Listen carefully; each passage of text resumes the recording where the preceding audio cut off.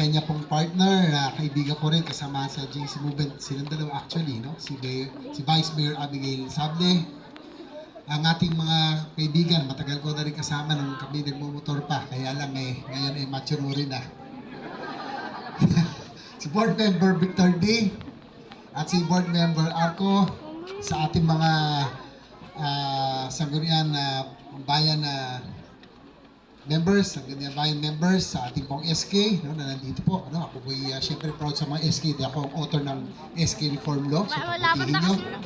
Sa mga barangay captain, barangay official, sa lahat ng taga-Cordon, sa lahat ng kapwa Isabelenyo, ay isa po magandang umaga po muna sa lahat. Nais ko lang sinasabihin na ako po bilang adopted son ng Isabela ay talagang pinagmamalaki ko, proud po ako dahil talagang pag ako'y umuwi, babalik dito sa Isabela ay para talagang homecoming, no? Talagang andyan lagi sila Vice Governor Boji, sila Governor Rodito, of course sila board member